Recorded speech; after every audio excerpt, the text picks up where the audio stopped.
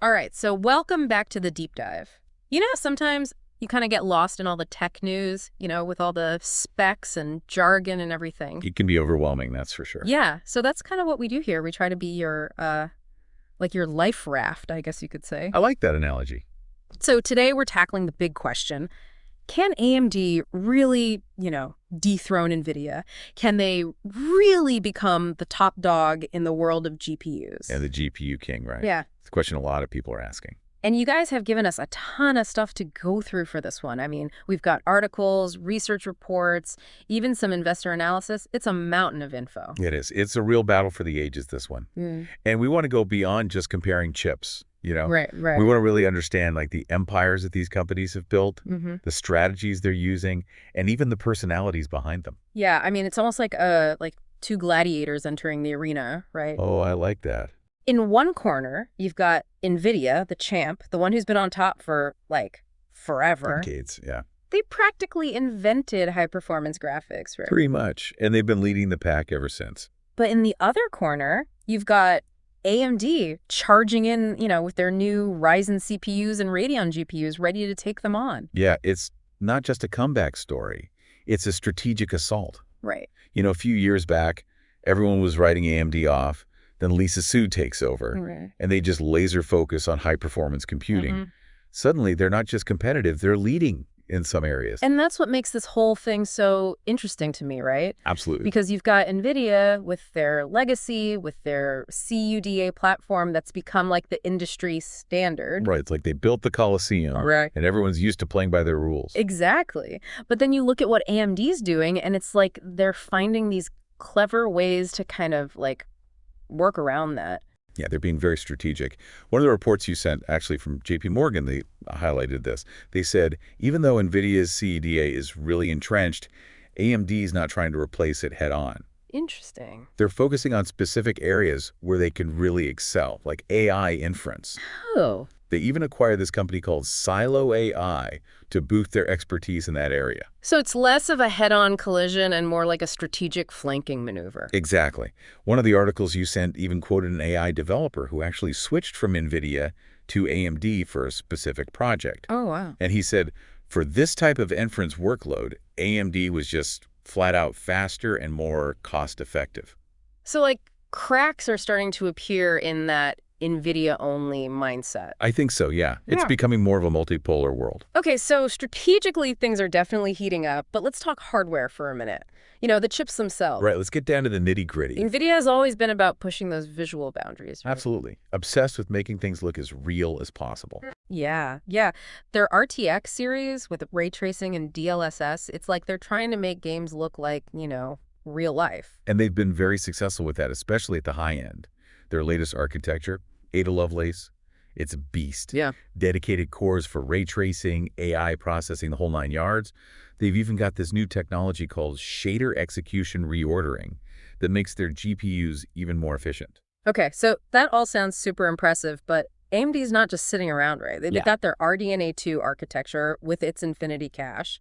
What's the, ELI5 on Infinity Cache? Because I got to be honest, that one kind of went over my head a bit. Sure. So imagine you're working on a puzzle. Okay, yeah. And you keep reaching for the same pieces over and over again. Infinity Cache is like having those pieces right next to you instead of having to dig through the whole box every time. Ah, okay. It speeds up data access, which is really important for smooth graphics. So it's a shortcut for the GPU. Got it. But does that actually translate to real-world performance gains for gamers? Absolutely. We looked at some benchmarks from Gamers Nexus, one of the sources you provided, and at 1080p resolution, AMD's Radeon RX 7900 XT actually beats NVIDIA's RTX 4080 in a lot of games. Wait, really? Yeah, and it's significantly cheaper too. So AMD is winning in some head-to-head matchups. That's huge. But I'm guessing NVIDIA still has the upper hand when you crank up the settings, right? Like 4K resolution and all that. You're right. At higher resolutions, especially when you turn on ray tracing, NVIDIA's DLSS technology gives them a real edge. It's still more polished and efficient than AMD's FSR, so if you're a hardcore gamer with a top-of-the-line monitor, NVIDIA might still be your best bet. So it's almost like we're seeing a kind of market segmentation emerging, right? Definitely. AMD's going after the budget-conscious gamers and the ones who really care about raw performance at lower resolutions, while NVIDIA is holding on to that premium segment. Yep. The gamers who want the absolute best visuals no matter the cost. Makes sense, right. Yeah, it does. But here's the thought. One of the articles you sent, an op-ed from TechCrunch, actually argued that AMD's focus on value and performance is forcing Nvidia to become more price competitive. Oh, interesting. Like they can't just assume they can charge a premium anymore. It's a good point. Yeah. AMD's not just competing, they're changing the rules of the game. Exactly. And this is all playing out in a really big way in the data center market, which is where things get even more fascinating. Oh, yeah, the data center is a whole other ballgame. Right. I mean, data centers are like the engine rooms of the internet. That's where all the cloud computing, AI, and big data processing happens. And Nvidia has been the king there for years. They have. They've built a really strong position. Right, because AI needs so much processing power, and Nvidia's GPUs, with their CUDA platform, have been the go-to solution. Right, but AMD's not letting them have it all to themselves. They've got their Instinct MI series of GPUs designed specifically for data centers. And they're putting a lot of resources into their ROCm software platform to make it easier for developers to use their hardware for AI.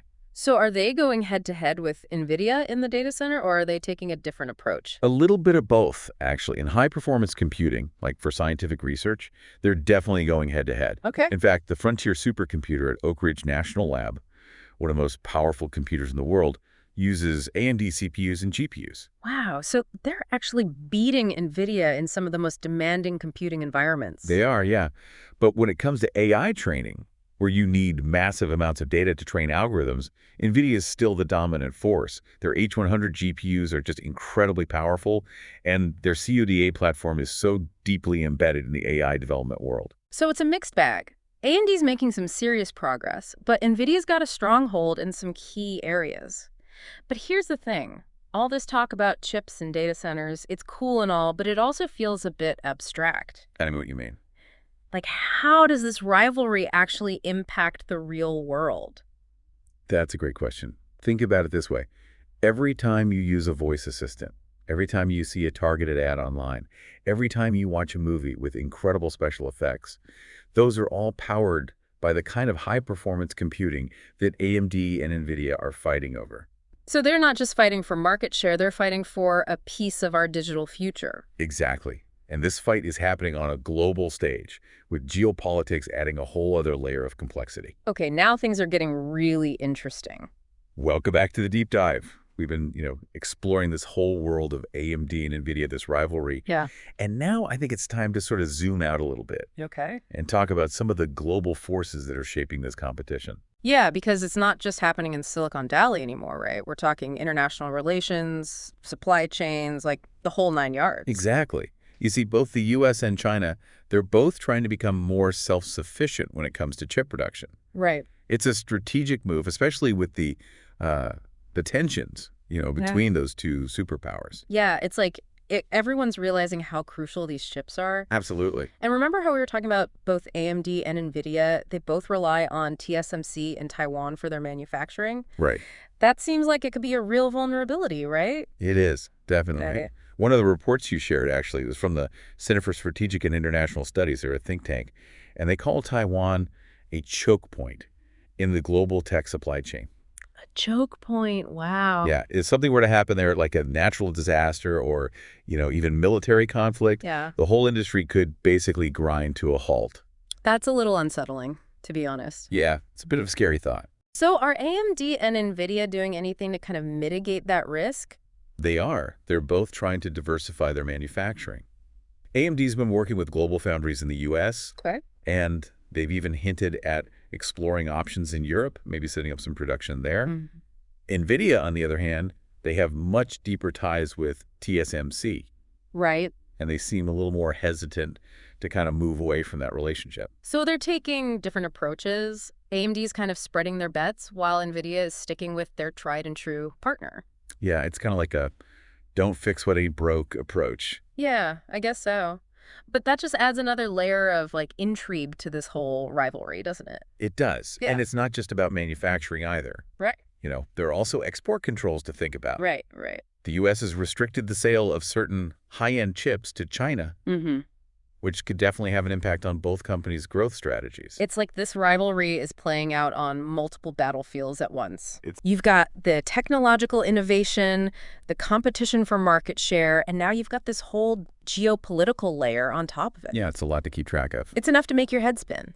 Okay, so we've got the tech, the market, the geopolitics, but what about the money? Right, the bottom line. How are investors looking at this rivalry? Well, for a long time, Nvidia has been seen as like the safe bet. They're the market leader. They've got this really strong track record. Yeah. And their stock has consistently outperformed the market. Right, but AMD's recent success, like their comeback, it's definitely caught the attention of Wall Street. Oh, absolutely. Their stock has been on a tear, driven by their strong product lineup, their growing market share. Right. Some analysts even think that they're undervalued compared to Nvidia. Really? So is there like a shift happening in investor sentiment? Are people starting to see AMD as a real threat to Nvidia's dominance? I think there's definitely a sense of that, yeah. One of the investment reports you sent, it was from Morgan Stanley. They actually predicted that AMD's stock could do better than Nvidia's over the next few years. Wow, that's a pretty bold prediction. It is. It is. But, it's not impossible. So is it time to dump all our Nvidia stock and jump on the AMD bandwagon? I wouldn't go that far. Remember, investing is all about managing risk. Right. Nvidia is still a very strong company. They have a ton of potential. Yeah. But AMD is definitely a rising star. So diversify. That's always a good strategy. The best investment decision really depends on your own personal risk tolerance, Okay, that makes sense. But speaking of bold moves, I think we have to talk about the leadership in this whole equation. Oh, yeah, absolutely. Lisa Su and Jensen Huang, they're two of the most, dynamic CEOs in the entire tech industry. For sure.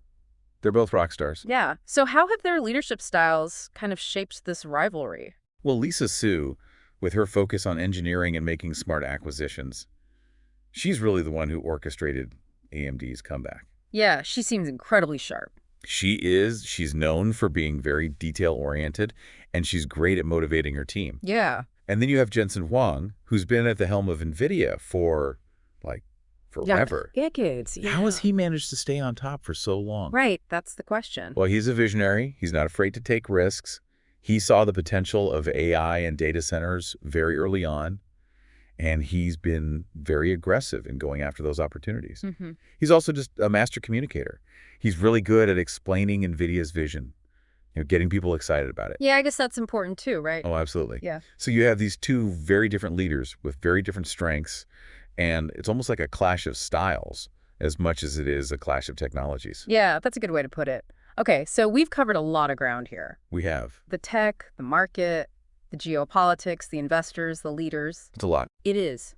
But what about the future? Where do we go from here? That's the big question, isn't it? Yeah. One possibility is that AMD just keeps this momentum going, Yeah. They keep gaining market share, and eventually they overtake NVIDIA. They become the new dominant force. So the classic underdog story. It would be pretty amazing, Yeah. but it's not out of the question. They've got the talent, the technology. Yeah. They've got the momentum. But what about NVIDIA? Would they just fade away? I don't think so. I mean, they're a very resilient company. They've got tons of resources, Yeah. a really deep bench of talent. So I think they're going to fight tooth and nail to stay on top. So we're looking at a fierce battle for the foreseeable future. Most likely. Yeah. But there's also the possibility of something completely unexpected happening, Like what? Give me an example. Well, imagine if there's some breakthrough in quantum computing that just completely changes the game. Right. Suddenly, traditional CPUs and GPUs are obsolete. Or maybe there's a new material discovered that allows for a whole new generation of chips that are way more powerful and efficient. Yeah, that would be a game changer for sure. It would. And these are things that both AMD and NVIDIA are actively researching. So it's impossible to predict what's going to happen. Exactly. The future's uncertain, but that's what makes it so exciting. I like that perspective. It's not just about who wins or loses. It's about the journey and all the amazing innovations that are happening along the way. That's a great way to put it. And as we kind of wrap up this part of our deep dive, I want to emphasize that this rivalry, as intense as it is, it's actually a good thing. Yeah, I think so too. It's pushing both companies to be better, to come up with better products. Right. And ultimately, that benefits all of us as consumers. Yeah, I mean, competition often brings out the best in people, and I think it's the same for companies. I agree. And in this case, it's leading to some really groundbreaking stuff that's going to have a positive impact on society as a whole. You're right. Now, I think we should take a moment to kind of recap what we've learned so far. Okay, sounds good. We've covered a ton of information. We have, from the technical stuff about chip architectures to the geopolitical forces that are at play. Yeah, it's been a lot, but I feel like I have a much better understanding of this whole rivalry now. Me too. And I'm excited to share some final thoughts and resources with our listeners in the next part. All right, so let's take a quick break, and then we'll come back for the grand finale. Sounds good to me. We'll wrap things up with some key takeaways, some predictions for the future, and some resources for anyone who wants to, keep digging into this topic. Perfect. Welcome back to the deep dive. We've been really digging into this rivalry, AMD versus Nvidia, and it's been quite a journey, to say the least. It has been a wild ride. From the chips to geopolitics to the personalities, my head is spinning, but in a good way. It's a lot to take in, but that's the whole point of the deep dive, right? We're going beyond the surface, beyond the headlines. Right, exactly. Trying to really understand what's driving the future of tech. And I think one of the biggest takeaways for me is that this isn't just a fight between two companies. It's something much bigger. Oh, absolutely. Yeah. It's a reflection of much larger trends that are impacting all of us. Right, exactly. And this rivalry, it's like a microcosm of the whole global tech landscape. It's about innovation, competition, the constant push for something better. Okay, so as we wrap up this deep dive, let's try to distill some key insights for our listeners. Okay. What are the things they should keep in mind as they follow this story going forward? All right, so first and foremost, remember that the semiconductor industry, it's incredibly dynamic. Things change fast. What's true today might be completely different tomorrow. New technologies pop up, unexpected breakthroughs happen. Right. Even the geopolitical landscape can shift. Right. So basically don't get too attached to any predictions. Exactly. Yeah. The future is uncertain, and that's part of the excitement. I like that. Okay, so what else? What's another key insight? Well, I think it's really important to pay attention to the ecosystems. Okay. Hardware is obviously crucial, but it's the software, the developer tools, the partnerships. Right. That's what really makes a platform successful. Like we talked about earlier with Nvidia's CUDA. Yeah, exactly. It's become so entrenched in the AI world, it's really hard for other companies to compete. So the ecosystem is almost as important as the tech itself. I think so, yes. Okay, another big one, leadership. Okay. You cannot underestimate the importance of leadership. I mean, Lisa Su and Jensen Huang, they've both made these bold moves that have completely shaped their companies. Right. And the next generation of leaders, they're going to face even bigger challenges and opportunities as technology keeps evolving. That's a good point. And lastly, I think it's important to remember that this rivalry, as intense as it is, it's ultimately a good thing. Oh, I agree completely. It's pushing both companies to innovate, to make better products, and for us, it means lower prices, right? Yep. Competition is the engine of progress. That's how it works. Exactly. And in this case, it's leading to some amazing advancements that benefit all of us. Well said. Okay, so I think we've covered a lot of ground here, but before we sign off, I want to leave our listeners with one final thought. Okay, I'm listening. We've been focused on AMD and Nvidia, but they're just two players in a much bigger game. Right. There are tons of other companies, researchers, entrepreneurs, all contributing to the advancement of technology. So this rivalry, it's just one piece of a much larger puzzle. Exactly. And it's a puzzle that's constantly changing, becoming more complex. But it's a puzzle that's worth solving, right? Absolutely. Yeah. Because the future of technology, it's the future of humanity. I love that. Well, I think that about wraps it up for this deep dive. It does. Thank you so much for joining me. It's been great having you. It's been a pleasure. Really enjoyed it. And to all of our listeners out there, thank you for tuning in. We hope you learned something new. Yeah, we hope you enjoyed the ride. And we hope you'll continue to dive deep into the world of technology. Stay curious, stay informed, and most importantly, keep exploring. Until next time, keep on diving.